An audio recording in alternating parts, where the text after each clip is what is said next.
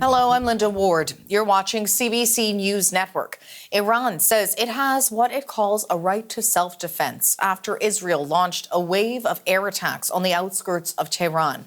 Israel is warning against any form of retaliation. Our message is clear.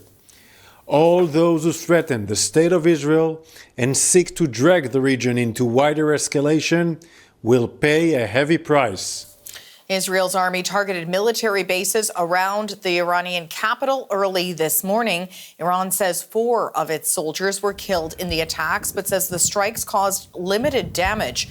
Iran says they fired 180 ballistic missiles at Tel Aviv earlier this month. And those strikes were in response to Israel's killing of Hezbollah leader Hassan Nasrallah and another high-ranking Iranian official. Iris Mackler has the latest from Jerusalem. Well, the timing is interesting because many pundits said, having waited so long, it's now 25 days since the Iranian ballistic missile attack on the 1st of October. If they'd waited so long, then they might as well wait for after the Israeli elections. I interviewed a number of people who suggested that. However, we see that that was not the case. The other interesting thing is the nature of the attack as well as the timing before the American elections, but a limited attack, what the Israeli military calls precise and targeted. So 2 waves of airstrikes, 20 locations, 20 targets, military, not civilian, not nuclear, not Iranian oil fields, which would drive the price of oil up worldwide just before the American election. So you can see the impact and the influence of America, of Washington in this. And I think that there is a desire, perhaps, from some Israeli politicians to attack Iran's nuclear sites. But that's something that Israel can't do alone. You know, so the issue is it needs international support, and it wasn't going to have that kind of international support for that kind of attack prior to the American elections. Iris Mackler in Jerusalem. Journalist Catalina Gomez is in central Tehran, not far from where one of the airstrikes hit. She tells us what that moment was like.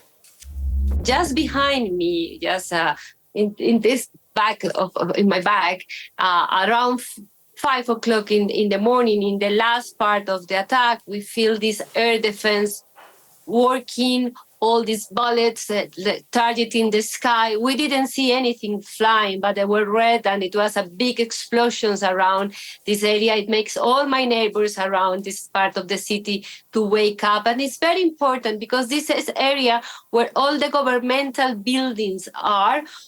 There is a residential, but it's also office, but it's also very close to the residential of the Supreme Leader, Ali Khamenei. Then you really feel in the center of the city, even if what we knew this morning was the bases were attacked in the west, in the east, and even in the south of Tehran, but we feel it very intensively here in that part. It's, you know, it's the first time really in decades that Iranians have woken up to this kind of thing and seen damage on their own soil and heard the news that I think it's 4 soldiers now, at least that's the latest reports that we're hearing, have been killed. How is this playing out on the streets of the capital today? The people were very anxious before this response of Israel. Everyone was waiting for that. Then people were nervous. People didn't know what to do. And of course, today, everyone was anxious. I mean, the life continued, was the first day of working week. People went to their office, went to do whatever they had to do in the streets. But people were asking what is coming next, because even though some people want to show this answer of Israel as a weak, and people were expecting probably sometimes something bigger, they are anxious to know what is coming next. That was journalist Catalina Gomez in Tehran. The Pentagon says Americans were not involved in the Iran strikes, but they were given advance notice of the attack. Journalist Nick Harper is in Washington. Nick, what's the reaction there today to these strikes on Iran? Well, Linda, in the last hour or so, we've heard from the US President Joe Biden. He's been speaking to reporters as part of campaigning that he's doing for his Vice President Kamala Harris as she tries to win the election in just over a week and a half's time. He was asked by reporters for his response to it all. He said that Israel didn't hit anything other than military targets. Bear in mind that the White House, including President Biden, has for some weeks since that October 1st attack by Iran on Israel been trying to caution Israel, telling them to avoid civilian targets and to try and aim for military targets and to definitely avoid nuclear and oil facilities as well. Biden also saying, I hope this is the end, because that is the warning that's also now coming from the White House, saying to both sides, Israel and Iran, let's stop this tit-for-tat retaliation, no more strikes, because of the fear of escalating this conflict even further. But the White House, at the same time, is justifying this response from Israel, saying that it was an exercise of self-defense, saying it was a targeted and proportional attack. But Iran, in the last hour or so, has come out with a warning. This has come via Iran's UN mission based in New York, putting it up on the social media site X, saying that the attack was carried out against military and radar sites about 70 miles inside Iran's border. But importantly, Iran is blaming the United States of what they call complicity. They say in this statement that Iraqi airspace was used, and Iraqi airspace is under the occupation, command and control of the US military. And therefore, they say in this, the conclusion is the US complicity in this crime is certain. A very potent accusation from Iran as we wait to see what the next move might be from Tehran.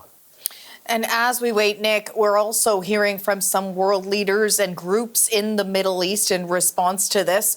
What are they saying?